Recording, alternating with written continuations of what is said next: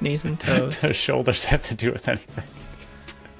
Because of what you did to my bold prediction. Yes, I'm taking this too far, but I don't care. We're The going. noise is great for those who are audio only. What's up, everyone, and welcome into the Buffalo Sports Collective. It is Friday, December 5th, 2025. As always, I am PK alongside my co-host, Phil. Episode 393, 7 episodes away from the 400. Phil, what are your plans for episode 400? I don't think we can afford it, but I think we need a little banner we can pull, and like a 400 comes down behind us, maybe some confetti, something. Maybe I'll work on something. I'm sure I could get a little $1 like confetti popper and just. So I haven't told you, but I can't remember when it was, what year it was. It might have been 2022 or 23. Brooke and I recorded a thank you video where she was going to each one of our rooms when I was still in the Falls and doing those poppers. And I think it might have been 2022 we did it, just like thanking everybody. But I still have like 10 of those. There you go. But I don't want to pop them up here because, dude, I was finding those poppers for years. Like, they were stuck everywhere. But I could try to rig something up for We'll think of episode something. 400. We'll figure something out. It's not that big of a deal because it's 400. What did we do for? We didn't even do anything for 300. We did something for like something. 3 years, but Oh, maybe that's what it was. Yeah. Yeah, maybe it was that. But I mean, I never thought we'd get to 400, so it's kind of a big deal. I never thought we'd get to 100 either. So Also fair. Yeah, 10 was tough. 10 was tough. We're cranking them out though. But yeah, we put it on social medias the other day. The Spotify rap thing that's going on. Really, we don't say it enough, and I think every time I bring this up, we say we don't say it enough, and I apologize for that. But truly, thank you for everybody that helped make 2025 incredible. Like, our numbers continue to grow, but numbers are like a side thing. Phil and I still love doing this, like talking Bandits for an hour twice a week, sometimes even more, like most of the time more than that. But if we didn't actually enjoy doing this and we were getting like thousands and thousands of listens, we still wouldn't be doing this. We're doing this because we actually like it. We like producing content for people that actually enjoy listening to this. But the numbers are like secondary to us. We're not getting paid for this. Any sponsorship money that we said multiple times just goes back into the show by giveaways or prize winners or hosting the show here, like the software and stuff like that. So we're not pocketing anything, but we really do appreciate it. I say it every time we thank people, which again is not enough, but anybody that takes any time out of their day to like a post or listen to a second of our recording or literally anything, it still shocks me whenever I go on a social media site and like the little numbers next to it that we got an interaction, I still get like little butterflies in my stomach. Like, people were reaching out to us after we posted like the numbers, saying like we were number 1 or number 4 or whatever on their Spotify. It's like, it's still crazy that people want to listen to two dummies, at least one big time dummy, talk behind a microphone and assume like he knows more than he actually does. But really, just truly thank you for everybody that made 2025 awesome. We're going to keep pumping them out. Content's still being pumped out. Phil's working on something behind the scenes that he worked on right before we got doing this. I don't want to share anything because this is his baby, but he took the reins on something else, and I'm excited to see it as well. But truly, thank you for everybody out there that takes any time out of their day to do anything with this podcast, like share, whatever it is, any second out of your day to do anything with this is truly appreciative. There we go. God to it. Like 5 years. I don't know why people listen to me, but really do appreciate and love you all. But remember, you can follow us on Facebook, Instagram, Threads, and TikTok at Buffalo Sports Collective, and on X and Blue Sky, Buffalo Sports Co. Don't forget to follow our channel wherever you listen to podcasts. Check out our website at buffalosportscollective.com. Phil's article came out on Tuesday. Give that a read. Fantastic stuff once again by Philium over there in his house. Look for the time breakdowns in the description of the show. We got Bill's confidence level for the rest of the season. We got Sabres being Jekyll and Hyde. Got to it. And this is a great start to this podcast.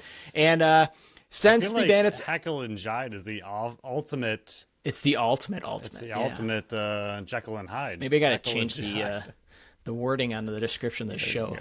Maybe I'll do that. But also, the Bandits are on a bye this week. Only 2 games ahead in week 2.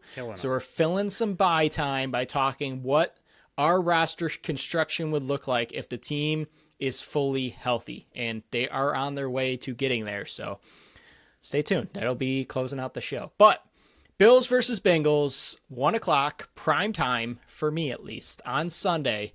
Phil, overall confidence level on the Buffalo Bills, who are sitting right now in the 7th seed. If the playoffs started today, they would be facing Denver in Denver. What's your confidence level, not on that matchup, but on the Buffalo Bills the rest of the season? Do you still think the division's within grasp? Because they still have another game versus New England, but they're 3 games back, and New England has that head-to-head advantage right now. There's only so many more games, 5 more games on the schedule. What's your confidence level on the Buffalo Bills with the remaining schedule they do have? It's pretty low. Yep. As far as low in comparison to how we started the season, what we thought they might be, what we think they should be, I would say it's low. Now, the big thing with that is I think the AFC is a joke this year. I don't think anybody's really separating themselves. I know New England's at the top, but their schedule's been super easy, and I know it's easy to point to that. You still got to win those games, which they are, and they're doing a really good job, but New England isn't that terrifying of a team. I think anyone, I guess we'll put it this way, in the AFC right now that is in the playoff, is everybody's beatable. No one really is standing out so much that they wouldn't possibly lose a playoff game. So on the plus side, I think the AFC is wide open, and to me looks a bit like a joke this year, which would have been a great year for the Bills to, take off and maybe get the 1 seed and have a great season, but that didn't happen. So on one hand, my confidence level in them in general is pretty low. I don't really love anything they're doing. The passing defense is good. Run defense is horrible. Offense, I have no idea what the heck the offense is, or what they want it to be, or what it could be. I think a lot needs to change on the offense. We'll see if anything does. But can this team with Josh Allen win any playoff game? Probably, if they, ball out and he does enough to get him there. But even he's not playing great football right now. He's playing not so great football, and his offensive line's letting him down, but he's had a lot more turnovers than we saw last year. So overall, long story short, confidence level is pretty low. I think they'll make playoffs, but I don't have much hope past that. Yeah, I mean, you're looking at the rest of the schedule. They got Cincy, then New England, Cleveland, Philly, Jets. I mean, theoretically, when you're looking at that, they should beat Cincinnati, but they've never beaten Cincinnati really in the past, especially with Joe Burrow coming back, and it sounds like Higgins is going to play. You got Jamar Chase there, Chase Brown. They can't stop the run game, even though they just did versus Pittsburgh, but I already ranted about Pittsburgh the other day. New England, they already beat you this season. Cleveland, unbelievable front 4. I mean, Myles Garrett's going to break the single-season sack record. Imagine him versus this offensive line against Josh Allen. It's fear for his life. Philly, yes, their offense looks like a train wreck right now, but it's still Philadelphia. It's still the defending champions. And then you got the New York Jets, who, yeah, you should beat them, but who knows? That's 5. They should finish 11-7, or I'm sorry, 11-6 at worst. That's what they at worst. But we've seen this team be so up and down. And then, as you were talking about, the AFC as a joke, I agree. I don't think there's I wouldn't say a joke, but I would say there's not a front runner in terms of this team is the favorite going into the playoffs. There's just not one. You got Drake May, who's, yes, up and coming, but he's not a household name. He's not like a franchise, big-time, game-changing quarterback. You got Bo Nix, Trevor Lawrence, yeah, Lamar Jackson, but he's been playing terrible right now. Justin Herbert's playing with a broken left hand.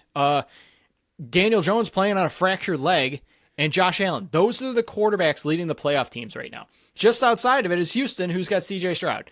Then you get to Pittsburgh, who's got Aaron Rodgers, and then all the way down at 10th is Patrick Mahomes. So none of the quarterbacks really scare me. But and I've gone on rants, and even last show, maybe I went too hard on Buffalo with Pittsburgh. I don't think I did. Phil's shaking his head no. But it's just I don't trust this team. I don't trust them on either side of the ball, which is shocking because we went from the highest of highs with this offense to the lowest of lows.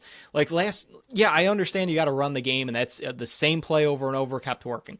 I don't blame you for that, but I blame you for what this offense has resulted into. I don't, going into this playoff, if the playoffs started right now, you didn't play the rest of the 5 games and you were going against Denver, I don't think I trust Buffalo to beat Denver in Denver versus Bo Nix and that offense. That offense isn't great. Maybe your defense can get some stops and get RJ Harvey on the ground, but are you going to score any points against that defense? Like, who's moving that ball? Like, it's James Cook. Right now, that's the only one I trust on offense right now. And that's saying something because Josh Allen, he hasn't gotten enough criticism from me. He's playing absolutely horrid. And maybe that has to do with his inability to trust his pass catchers out there and not having Dalton Kincaid, which is another whole conversation that man can't stay healthy. How are you going to pick up this fifth-year option on that your best pass catcher can't stay on the field? And now he's wearing a knee brace. Like, it went from a hammy to a knee. What the heck is going on?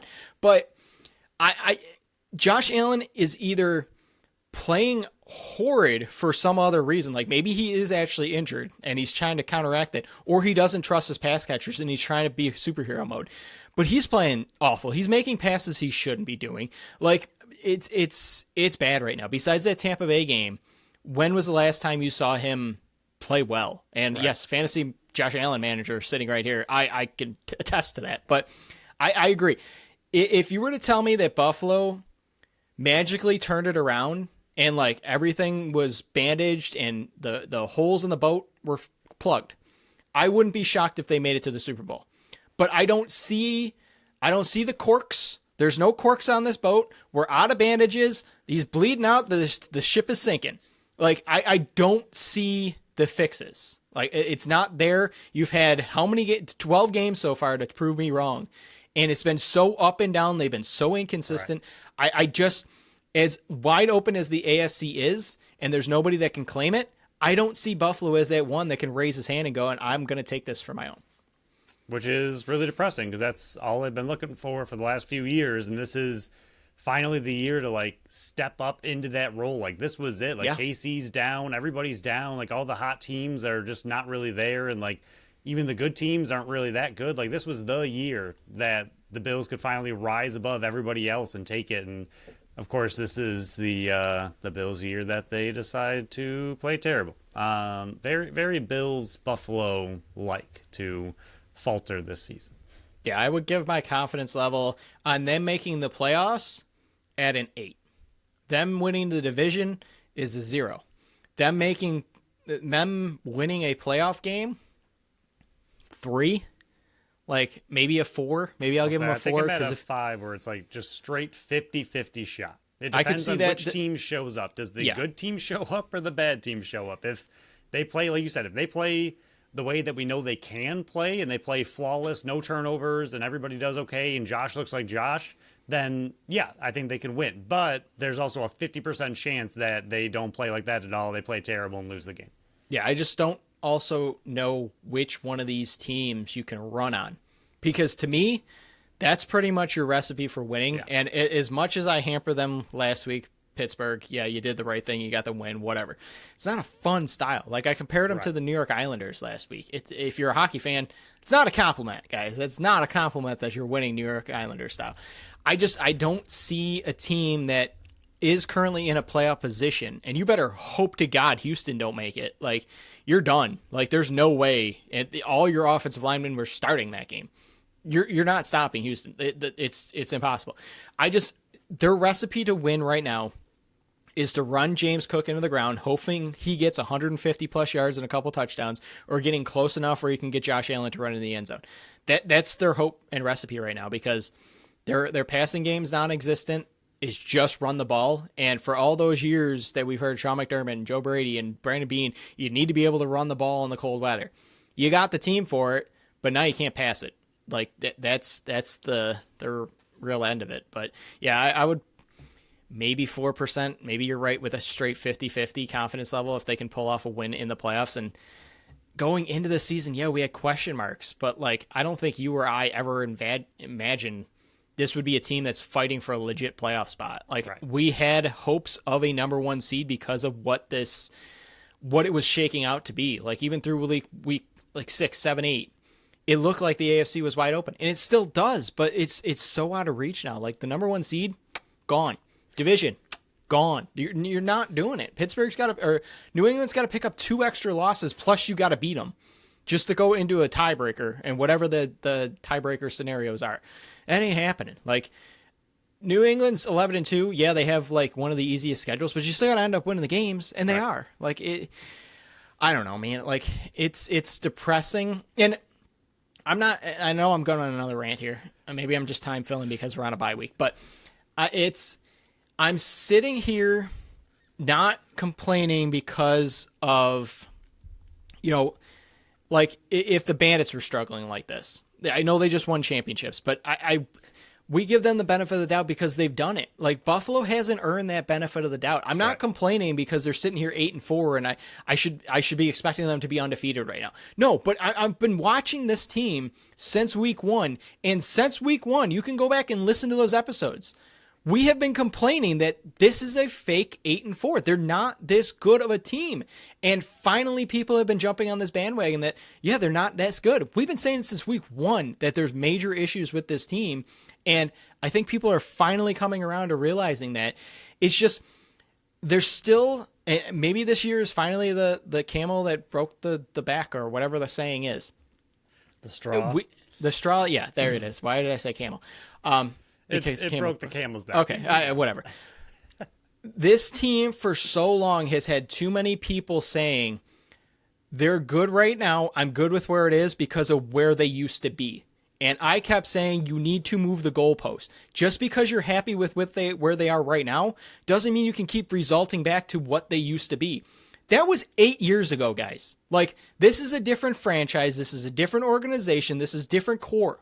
You need to move the goalpost, and I'm happy that people are finally moving the goalpost to this is unacceptable. This is not where it should be. You have a freak for a quarterback, and you're wasting his golden age. He's going to be 30, guys. Quarterbacks dwindle, especially like him, dwindle down quicker than like a Peyton Manning or a Tom Brady because he uses his legs so much. I'm not saying this is going to happen next year. I'm not even saying this is going to happen in 3 or 4 years. But eventually, the primetime freak Josh Allen that you've been known to see for the last so many years, you're not going to keep getting. You're ruining primetime Josh Allen years by just being subpar and not giving the talent around him. You brought in Curtis Samuel. How's that worked out for you? You brought in Josh Palmer. Can't stay on the field. You drafted Keon Coleman. Doesn't make he can't make the active roster that day. Kincaid can't stay on the field. These are the weapons you gave your freak Josh Allen quarterback, and you're expecting him to go, okay, good luck out there. And then you give him a play caller that can't call normal plays because he's gotten figured out in year 2. It's going to be, if they do not win a Super Bowl in Josh Allen's time, like there's going to be documentaries written about this team on how you couldn't get it done. Is he the next Dan Marino? Like, is that what's going to happen? Again, he's almost 30. He's still got a plenty of good juice left in this league. He's going to be playing at elite level for the next 4 or 5 years. That's 4 or 5 more years. This is year, 8 for him? And they haven't made a Super Bowl.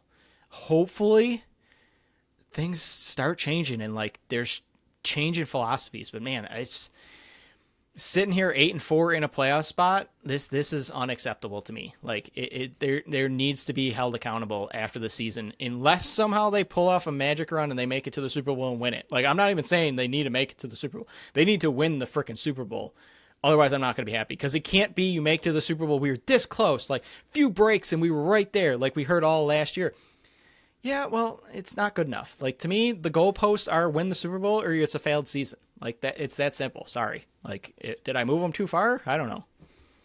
Yeah, it's got 2 things. One, I mean, we've said it on this show a lot, that the disappointment we feel with the Bills this year is the same as the disappointment we feel for the Sabres not making playoffs for 14 straight years. Like, yes, they're different disappointments because there's different expectations, but the disappointment is the exact same. Like, one can't win a Super Bowl, one can't make playoffs. I understand those objectives are different, but it's still the same disappointment because you have expectations that are different for each team. Like, one needs to win a Super Bowl. That's the expectation.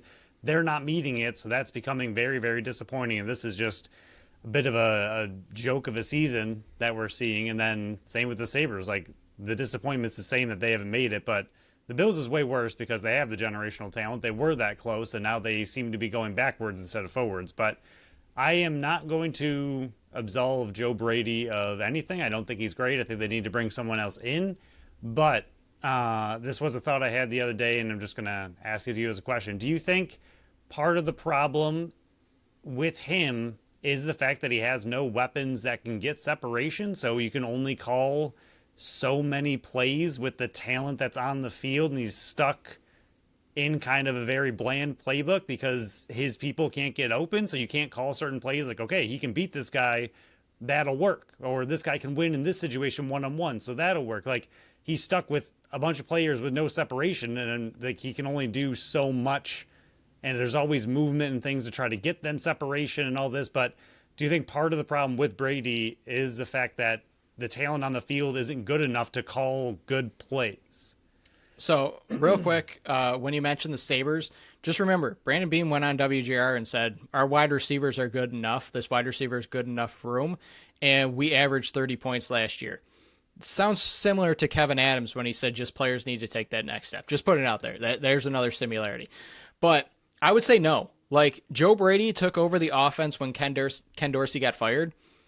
Stephon Diggs was still part of this team. He was still an elite wide receiver, and he couldn't scheme him open for anything. Like, Stephon Diggs disappeared, and so many people were like, okay, is Stephon Diggs cook? Like, is that the reason that he's not getting involved in this offense? No, it's because Joe Brady can't get him open. Gabe Davis came back here. What did Gabe Davis do after Ken Dorsey got fired?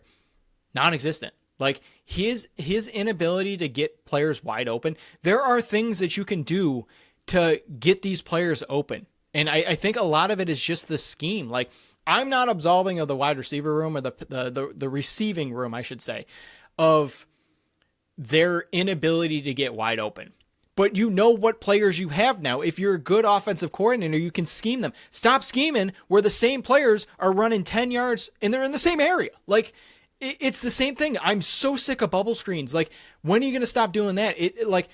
Yes, there might not be enough skilled players in this room, but 2 years ago, there were skilled players, aka Stephon Diggs still in his prime, in that room, and Joe Brady couldn't do squat with him. So I think it's a blend, but I'm not absolving Joe Brady of it because he had those wide receivers before and he couldn't do anything with it. So who's to say, even if they did have skilled wide receivers in this room, say they drafted Ladd McConkey over Keon Coleman. What would we have seen different? Like, instead of them trading the pick, they trade up for, instead of trading back or whatever it was for Dalton Kincaid, and they trade up for Brian Thomas Jr. Or what would it look like then? Like, I have no confidence that Joe Brady would be able to design schemes to get those guys open. I think we got to get off the Bills. Yeah, thank God.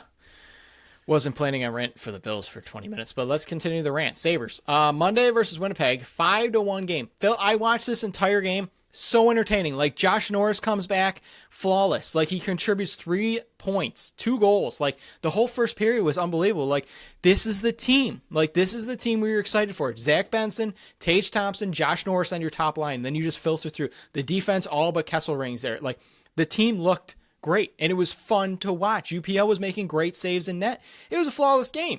And then Wednesday, what the heck? Like, that's what I'm talking about with Jekyll and Hyde. Or what did I say? Heckle and Jide? Like, Wednesday versus Philly, 5-2. What the heck? Like, this speaks to what we said last year and the year before that and the year before that. This is a group of players that think their poop don't stink. Like, that's as simple as I can make it. And I'm not absolving Lindy Ruff of this because he was supposed to come in and be the culture changer. He was supposed to be the hard nose, no blanks given. Like, if you ain't playing right, you're going to the box and you're just watching the game.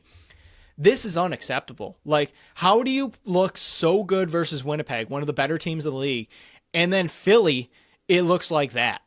Like, this is a team that thinks they're better than they are. This is a team that doesn't feel like they need to face any type of adversity. This is a team that his star player, Tage Thompson, literally gave up on a play. It hits him in the back and just goes bad bounces.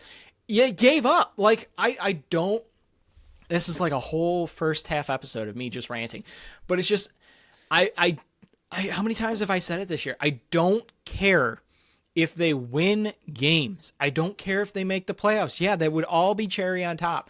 I just want these freaking games to be entertaining. Mondays was, and then Tuesday they come in and go like, we don't have to try because we just won a game 5-1 and we got cheered on our own home ice. Suck a butt. Like, Jesus, guys, like, how many years of this?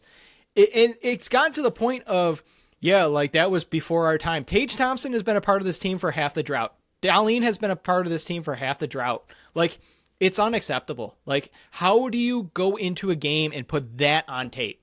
Like, I don't get it. Like, how can you look at yourself in the mirror and go, I tried? Like, I'm a professional hockey player that thinks I'm better than I am. And it's mind blowing. Like, I don't get how Lindy Ruff can still have a job right now. I don't get how Kevin Adams can still have a job right now. The only thought I can have is Terry Pagula, one, doesn't want to fire these guys and keep paying guys to not work for him. Or two, he's literally not watching the hockey team. Like, I don't know, Phil. I'm going insane. Like, I shouldn't care about this team, but it's insane how you can go from looking as good as you did on Monday to as bad as you did on Wednesday and just say it was a few bad bounces. Like, even the coach was saying power play. Like, if we would have just gotten a few stops on power play, like, shut up. You put in let in 5 goals, your team quit on you. Like, it's pathetic. It's absolutely pathetic that this is allowed in Buffalo and that, like, everybody's expectation is, yeah, Kevin Adams ain't getting fired. Like, he's probably going to get extended. Right. Like, it's, and I don't even trust him to, like, even if he were to fire a coach, who's going to replace Kevin Adams? Like, even if he makes a trade, do I trust Kevin Adams to make a trade? No. Like, it's gotten to the point where it's got to be Kevin Adams fired. You got to clean house. And, like, I don't even trust, like, Terry Pagula to bring in the right guy to do it. Like, it's a dumpster fire that's been out of control, and it's spread to the whole entire city. Like, that's I don't know. It's stupid. I hate this team. I don't want to lose them, but they could probably at least, use Dietrich as a consultant, maybe? No, do not touch the Bandits. Stay away. Whatever, Dietrich, change your locks, man. Change your locks. Yeah, I just don't get how winning the way they did isn't contagious. Like, I don't get it either. They played hard. They won a game, and they did well. Like, wouldn't you want to play hard and do that all again? You see what it takes to win. Right, you know what it takes, and it's fun. Like, it's fun winning. They've had a couple big wins this season. Like, wouldn't you want to keep that going and be like, wow, this was a good time. Let's do that again and play hard, and this is a tough league, and we want to get to playoffs. And no, like the fact that the effort isn't 150% every single game to this point, still, after all the comments we've heard of other players being traded away and saying, like, oh, Buffalo never worked me, I didn't work this hard when I was there, like, all these other teams work so much harder than when I was with the Sabres, like, all this stuff, like, none of that adds up to anger you, or winning doesn't excite you. Like, there's still so many games where they're so inconsistent, they just don't try, they don't care, they don't look good. And like you said, like, it's it's one thing if you don't look good because the talent's not there. It's another if you don't look good because you're just not trying or just not playing hard enough, and the other team is playing that much harder. I mean, even, what was it, Benson and, I can't think who they just, Doan, I think it was. It was Benson and Doan. Yeah. That they're saying, like, those are your two, like, go to the corners. That's what the Sabres were missing. Like, every single player should be doing what those two do. Like, what they do should be infectious to the rest of the team.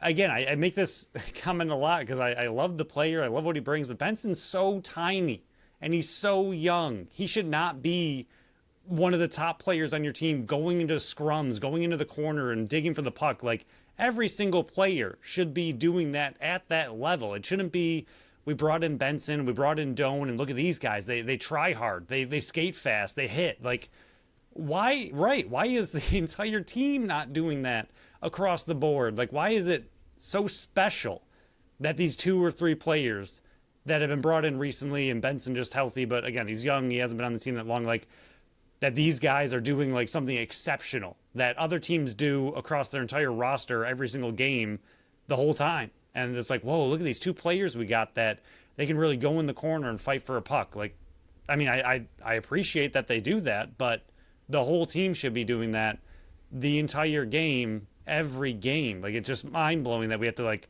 call out players for doing something that everybody should be doing. And also, the goalie nonsense is just so ridiculous. I still don't get it. Like, UPL has a good game on Monday. It's not back-to-back games, and you switch goalies again. I don't know. Yeah, 3 goalies on a roster. That's not talented. And you just rotate them like crazy. Like, what?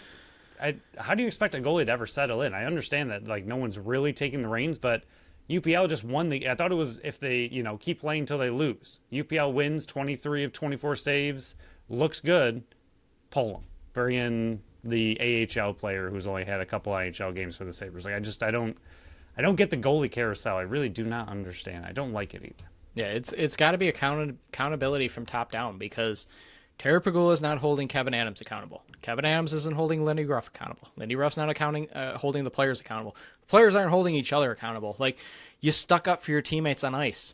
That's an achievement. That's better than we were last year. Shut up. Like, come on. Like, I play in a co-ed rec soccer league. If somebody were to take a dirty, cheap shot hit on one of my players, I'm going to be one of the first ones out there. It's built into normal athletes. That's a normal thing. This shouldn't be an accomplishment that people are actually sticking up for their teammates now. This shouldn't be something. They shouldn't hang a banner for it. It's just so unbelievably frustrating to see year after year after year after. You could play the same press conference clip that you play now. Go listen to what was said in 2013. Go listen to what was said in 2018. Go listen to what was said freaking last year and play it now after that Philly game. Word for word, I bet you 90% of the words that are coming out of those guys' mouths are exactly what was said the other day. You don't hold each other accountable. It doesn't come from the top down.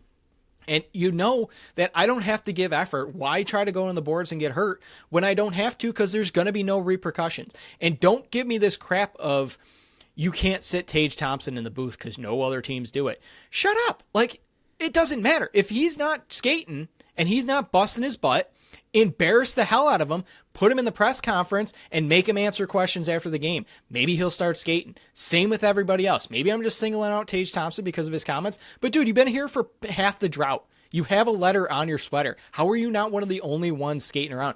Tuck is doing the same thing, but guess what? I think he's not doing it because he doesn't want to get hurt going into a contract year. Why the heck would he do it? Like, Why would he sign back up for you guys unless you're going to pay him $20 million a year? That's the only way you're retaining his rights. Like, there's no way he's coming back to this pile of crap. Like, and that's a player that was born here that loves this team, and he hates them now. Like, I don't know what else to do with this team because I don't trust the leadership group that's going to hire the next leadership group. Like, so they don't care.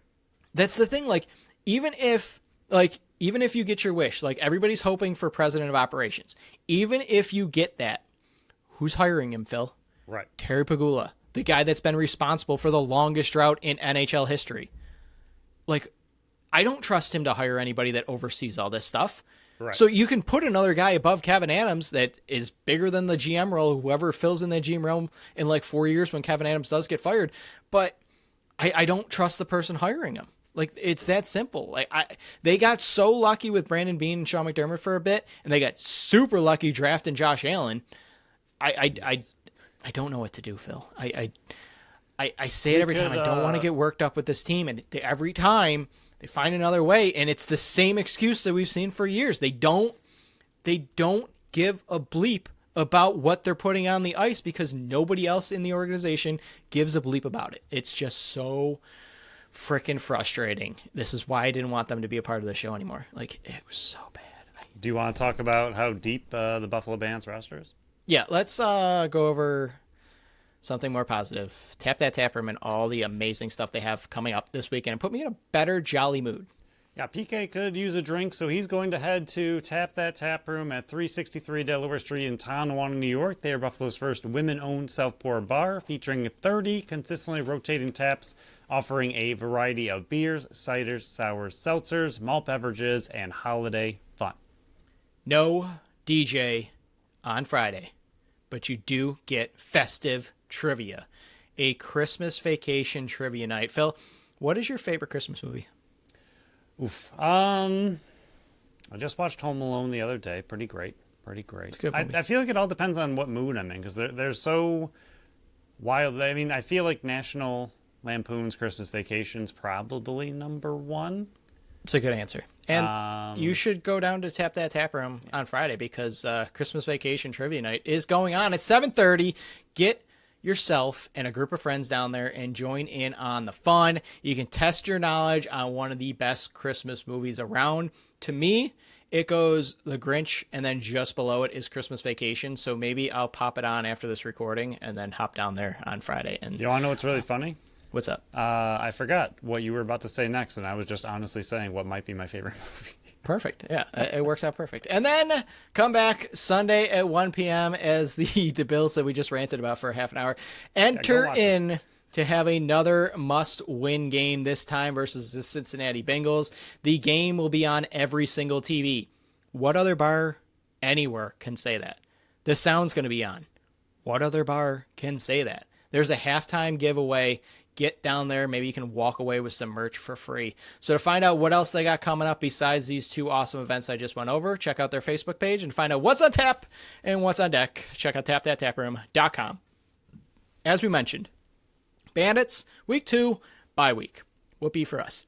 We just went a whole off season needing material to talk about, and week 2 we already need more. But Phil's baby came up with this fun idea, and I absolutely loved it, and I had a little bit of fun trying to maneuver it. Like playing fantasy all these years, managing your own roster, this kind of felt a bit like it. But right now, the team has 4 players on the IR. They have 4 practice squad players, which is one of them is on the active 21 right now in Taylor Dooley. But Phil thought of the idea because Buffalo's always been really good with managing where these players are. They rarely have to trade or cut a player to make room on the active roster. That might not be the case right now. Like, sure, there's spots for grabs, but when you're looking at it, this roster still gets tight. So our plan here to round out the show before we're going into the NLL Outlook and talk about those other 2 games. What does this team look like if they are fully healthy? Because right now, I'll run through the roster.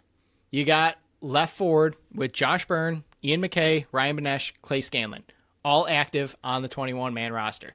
Right forward, Dane Smith, Kyle Buchanan, Tehoka Nanticoke, Lucas Nielsen, and Mike Triolo. So you got 9 active forwards right now, 5 righties, 5 righties, 4 lefties. In the lefty/transition role, you got Mitch DeSnew, Ron John, Cam Wires, and Thomas Whitty. So you got 4 on that side. You got 5 with the righties, with Paul Dawson, Connor Farrell, Steve Priolo, Dylan Robinson, and Nick Weiss. And then in net, Matt Vince, Steve Orleman. Practice squad. Taylor Dooley right now is on the practice squad, but he's up with the big league team. So you got to count that one also on the 21. Carter Coffey sitting on the practice squad. Evan Constantopoulos and Waukegan Shaganash round out your practice squad. Then you're looking at the IR. You got Zach Belter, Coltrane Tyson. I still want to switch it up. Matt Spanger and Kyle Matisse. So you got 4 guys on the IR right now. Right now, at the moment, you can push Taylor Dooley back to the practice squad and open 1 spot. That means there's 3 spots left, Phil. How the heck are we going to work out this so we are able to maneuver it where if they are fully healthy come, say, January 1st, nobody else gets hurt and the active roster or the IR guys are healthy enough to come off. How are you squeezing all these players on? Not easily. No. Is the first answer to that. The biggest thing to be, when you look at the IR, none of those players are players you want to lose. Yeah. We haven't seen Spanger since his injuries. We don't know what he looks like, but it seems like the team's still really high on him. They re-signed him. He was playing well before he got hurt, too. Right, and it sounds like he's pretty close to being healthy again. I believe that's what the broadcast said last game. Belter seems like he's going to be close. I have no idea what's going on with Matisse. So maybe he can stay, and then Coltrane, I feel like he's got to be close to. So it's not just that there's like random players on your IR and you're just kind of hoping they stay there until they're healthy. Like those are all 4 of those players the Bandits are high on. You don't want to lose Matisse. He's a great veteran defender. Belter, they need on the left D. Coltrane, they seem very high on what he was able to do in preseason. And then Spanger, again, someone they want to keep. So, I feel bad for something's going to have to happen, though. I do agree with you. I think Carter Coffey right now, just looking at this whole roster, is sadly the odd man out. I think. Yeah, he's on the bubble. Yeah, I think. He's the newest. He was a lower draft, third round draft pick. Yep. So not brutal by any means. He wasn't 5th or 6th. He did enough in the preseason for them to sign him. So he clearly is somebody that they think highly of. But at some point, you got to cut this roster down somehow in order to get those players back. And I think they're higher on everyone currently out than they are on Carter Coffey. So I think to me right now, he would be the number 1 man on the way out. Then to me, kind of look at your healthy scratches from last game. You had Triolo and Whitty. I really like what Whitty brought last year. I think he looked really good. Clearly, in at least game one, they chose Ron John over Whitty as far as a They also transition. chose Taylor Dooley over Whitty Yes, as well. also true. So to me, it seems I really liked what Whitty did at the end of the year, especially and in the playoffs. So it seems strange to me because I feel like Ron John was a healthy scratch in playoffs and Whitty was playing. Yeah. So I don't know. I mean, a whole offseason away, like things can happen. I get it. So it just seems surprising to me that Whitty would get leaped over by Dooley and Ron John. But at least in game one, he was the odd man out. I don't think they're going anywhere with Triolo. They got him for a reason. I think he fits this roster, and I think when they play certain teams, they're going to need him. So I don't think, even though he was a healthy scratch, I don't think he's going anywhere. I think they need him, but I feel like that left D, even though we just talked about how shallow left D is, even with the snoo, I feel like that's kind of where outside of Carter Coffey, you're going to have to look to find some room. Yeah. I mean, the easiest move to at least free up one spot, I already mentioned it. You put Taylor Dooley back on the practice squad, and Zach Belter fills in for the number 21 spot. Yeah, roster spot. 3 to go. Yeah, that's easy. I think the next spot, like you mentioned, is Carter Coffey. Now, there are still teams out around the league right now, and I know a lot of them haven't even played game one, and even after week 2, a lot of them still haven't played game one. A lot of them still have open spots on their practice squad. Like, there's maybe a handful of teams that have 2, maybe even 3 practice squad spots. Can you get something for a Carter Coffey? Maybe, and this is all speculation. Everything that we're saying here is speculation. We have no inside knowledge. Maybe they played Taylor Dooley over a Thomas Whitty to showcase him. Again, this is not a thing that most NLL teams do. This is more like an NFL or MLB or any of the bigger shows, but we're treating this as the next major league because that's what they want to be considered. And that's what these are conversations that other major league teams and podcasts have. Maybe Taylor Dooley got shown off in game one to possibly trade him to open another spot. I think that preserves Carter Coffey's spot on the practice squad temporarily.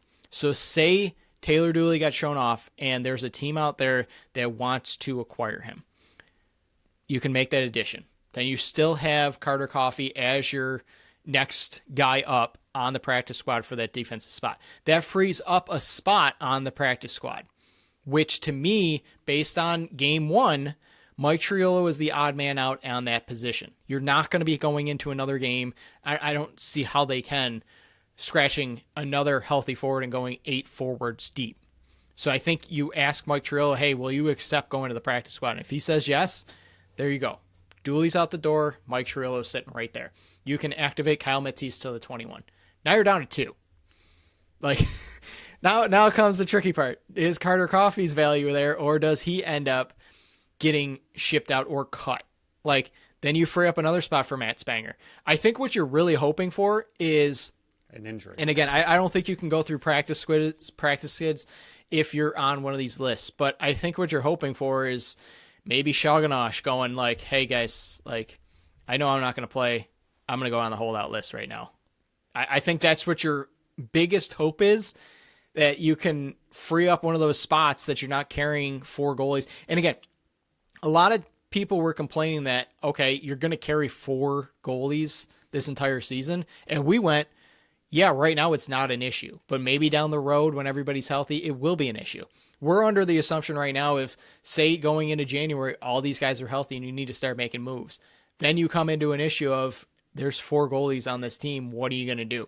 You got to hope one of them goes like, I'm not playing this year. Like, I'm going to go on the holdout list for one reason or another. And again, there are so many other odd reasons that players can go on holdout lists for personal reasons or whatever it is, something kind of conflicting. But I think that's what you're hoping for, is like somebody picks up something, needs to go on one of those lists, frees up a spot, and then you can add one of these guys. Because right now, it is so tough. Like, I think in the end, you're going to have to see a trade of like a Ron John or a Thomas Whitty going out the door. Like, I don't see any other way unless you are going to release guys or somebody else goes on another list or you pick up another injury. Like, I think weirdly enough, I think that's what Steve Dietrich's hoping for, is like somebody picks up something so they can just swap it. And then all season long, you can just counteract it. Because that's what he got lucky with the last few years, is he hasn't really had to cut anybody. Right. Like there's been a handful of guys that, thinking back, like Carter McKenzie got cut. Or who else am I thinking of? There's been a few handful of guys that have just been outright released that you didn't get anything for in season. I just see like there has to be some kind of trade coming down the train tracks here, because when all these guys are fully healthy, where are the spots? Like it goes back to before the season started, we're like, there's some spots open. Like there's never any spots open. Now when you get fully healthy, it's like, there's no spots anymore. I don't know what you're going to do. But Steve Dietrich always has a plan. Like, I joke all the time, and it's not even a joke. He's playing chess while other teams are playing checkers. He's got something up his sleeve. We just don't know what it is yet. I do wonder if, like you said, Shagnosh, I wonder for him if that is the plan all along, is to have him possibly go on the holdout, if that's all copacetic and legal. But maybe they are just keeping him on as long as they can, because he is getting valuable experience. Yep. He is being able to practice with the team. He's with, learning from the best of all time. So maybe they're trying to... Not to cut you up, but that also goes into their decisions of, if he goes on the holdout list, he's not a part of this team. Exactly. The goalie that you want to be a part of your future won't be around to learn from Matt Vince. So is it worth losing a Ron John or a Thomas Woody to a trade, a Carter Coffey or a Taylor Dooley to the chop list? Is it worth that to have Shagnosh get that valuable experience from the greatest goaltender that's ever breathed? So it's the scales there. Which side weighs more? Right, now versus future. Yeah. And for those who, and I think we already mentioned it once, but for those who have brought up the 4 goalies in general, you need as many hands in the pot of goaltending in the NLL as humanly possible. So what Phil's saying is, you're dumb, shut up. Pretty much, yeah. And the fact that they have 2 that they think could be their future, and Orleman, again, it's hard to say what he is without seeing him in a game, but the fact that we'll say they have 3 that they believe can be the future of their team, you need as many as possible. We see teams year in, year out not have a true starting goalie. We've talked about it so many times. Pat Gregoire's brought it up all the time, and I feel like I'm going to misquote this, but I think it's a good goalie can get you a playoffs, great goalie gets you to the finals, elite goaltending gets you the championship, essentially is what it is. Like, you can get to the finals, you can have an okay season with a good goalie. You can get a little farther with the great, but in order to win the championship, you need elite goaltending. And right now they have Matt Vince, they have that. But when he leaves, you need as many options behind him as possible to hopefully find someone that can replace him. And again, you don't want someone who's just a body, who can take up space. You don't want someone who's just decent. Like, they need the options of great or elite in order to keep this going. And the biggest thing that's a struggle for Dietrich is you have Dane and you have Josh, right, and they are in their prime, and we don't want to say anything about it, but their prime will go at some point. And right now they are, early 30s. It's not like they're 25, 26 and you have time to rebuild. Like, whenever Vince leaves, you need to flip that over immediately. You don't have time to waste. You don't have seasons to waste. You don't have years to find your next goaltender to get you another championship. Like, you have 2 generational talents on this team right now, and you don't have time to waste finding the next goalie. So they need as many of those options as they possibly can. So to say, like, oh, it's crazy to have 4, like, it is, but at the same time, you need that in order to possibly keep this team going past Matt Vince and looking into the future. And it's a very, very tricky situation. Dietrich's doing a great job with it, but it's not easy trying to win now and to have a backup plan for the future at the same time. Yeah, another big reason why you can afford to do that is because you have Matt Vince in net. It's not like you're cycling between multiple goaltenders.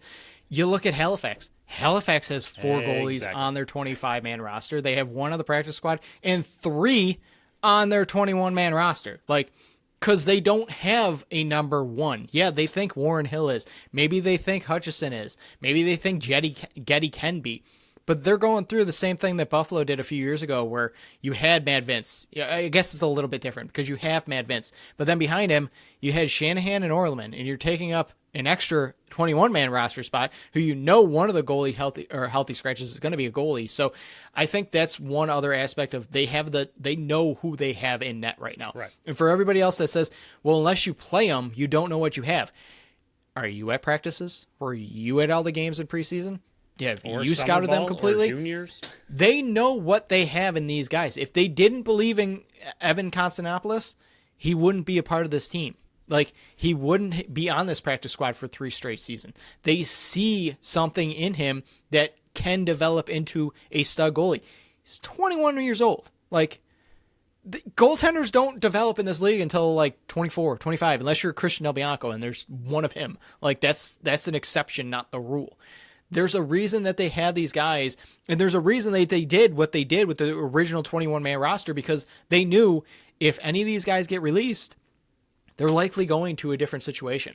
Vegas right now, besides Caleb Kahn, Landon Kells, Alex Bouquet, does that threaten you?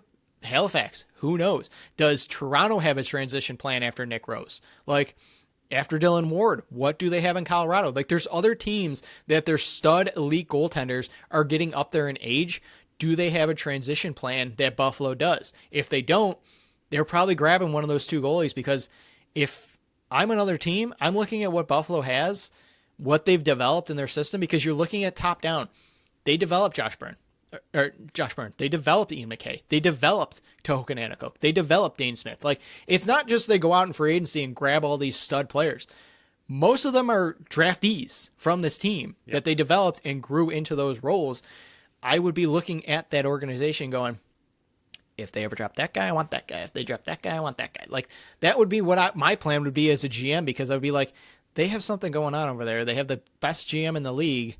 If he sees something in one of these guys, I want them. And I'm not going to be like the NHL GMs and go, hey, it's your guy, I'm not going to offer sheet him. Like, I'm going to try to get that guy. Like, that's my thought on the 4 goalies. It's not an issue until it ends up being an issue. It might be an issue down the road, but I'm sure that Steve Dietrich has his hands in 7 different pots right now going, if this happens, I got a plan for this. If this happens, I got a plan for this. And right now, we don't see it because I don't know all the inner workings and the behind the scenes, but I'm positive that he has a plan going into, I'm positive he had a plan going into free agency going, okay, I know I'm probably not going to have these guys, but when I do, this is my backup plan. If that happens and I lose this guy, this is my other plan. Like, he's always 4 or 5 steps ahead of all the other plans that when we can't see it, he's already seeing it. But that's the outlook for, I know we didn't do a great job, but we freed up 1 spot for sure, maybe 2, maybe all 4. Who knows? Like, it's a tough situation like we've been in for 5 years going, I just don't see the spots, Phil. I don't know how they're going to do it. Yeah, Matt Vince has his book on all the shooters and everything that's taken forever. I want to see what Dietrich's, like, master plan whiteboard or whatever he uses looks like, because, like you just said, he's got all these names up there. He's got all these different ways that have figured it out. Okay, this guy can go here. This guy can go here. We can possibly have to trade him. We're going to lose him. This has to happen. Like, I would love to see just that board and what the 9,000 different scenarios he has written up there of what could happen. But yeah, it's not, I mean, I know this was a fun exercise, but long story short, the Bandits have a lot of depth, and I mean, I like you said, we trust him to make it happen, but I feel like they're losing someone somehow from this team. Maybe 2, maybe 3, maybe 4. They're going to lose some players in order to get some of these good players back in there. Yeah, unless they pick up another you-know-what, which I'm not going to say out loud because I don't want it to happen. NLL Outlook. This one's going to be real quick because there's only 2 other games.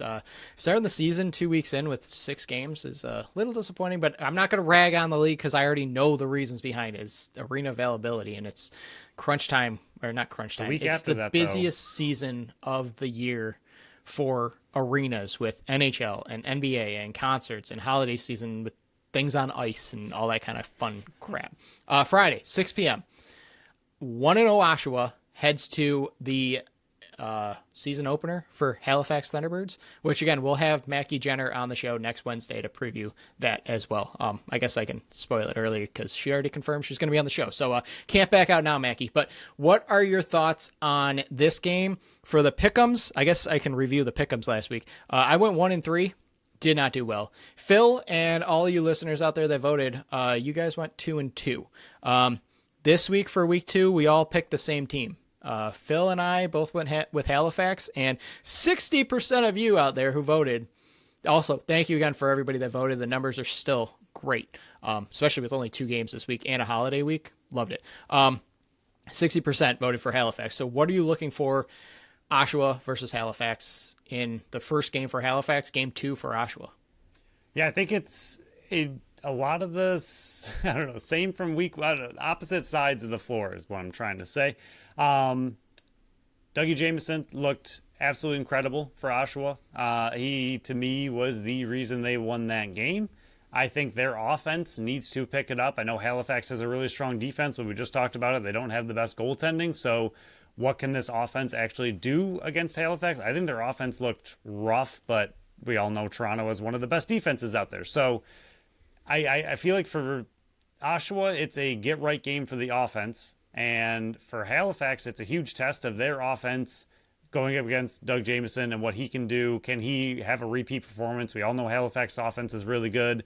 Their defense is pretty good. I think overall Halifax is the better team, but I think Jameson, with how he started, he has every ability to steal a game, especially having one game under his belt at this point. He's in game shape. That whole team, I'm sure, has worked some things out. So it's a little tougher, I think, for Halifax. I know it's their home opener, which is nice, but I think it's tougher going up against a team that has already played because they have already worked some things out. They're back into game speed. I think Halifax needs to be able to kind of weather the storm in the first half and get up to speed, and then in the second half, for their sake, hopefully take over. But I think Jameson and the Oshawa offense, to me, is kind of what I'm looking at. Can Oshawa's offense actually get it together? Because they have a lot of talent. They just did not look that great. But again, Toronto's defense is really good. Halifax defense also good, though. And then the Halifax offense against Jameson, can he have a repeat performance? But yeah, game 1 versus season opener, I think is going to be interesting to keep an eye on. Yeah, I agree. How does the team that's already worked out some jitters in Oshawa look against a home opener for Halifax? And after listening to Micah Kersey on Lax Class, go check out that show if you're not. I'm sure everybody listening already listens to that show with Jake Elliott. But Halifax, Mike Kersey said it's Warren Hill, but they might also be dependent on opponent based on what Hutchison has faced in the past. Is it Warren Hill's net in game 1, or do they like Hutchison's game versus Oshawa? Like, that's going to be one of the indications for me, not of who's going to be the number 1A, because I believe that's already Warren Hill, and I believe they already said that. But is this a matchup where you go Hutchison, or is this a game where Warren Hill is going to be the number 1, but he's got a short leash? Like, the goaltender position in Halifax is going to be something I keep an eye on all year long, and I'm interested to talk to me, like, I don't want to be rude, but I don't get how you say you have a 1A, but you're willing to put the other guy in to start a game whenever you want. Yeah. Like, then it's not a 1A, it's a 2 and a 2. Like, it doesn't make sense that you have, this is our starter, but we're going to play the backup plenty of times. He's going to get lots of games starting. Then you don't have a starting goalie. Like, it's a weird thing to say.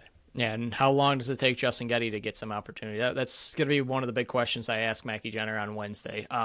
But yeah, it's also going to be, okay, Randy Stotts. He sounds like he's going to be back in the lineup. He got activated. How fresh does he look coming off an injury from the Mann Cup?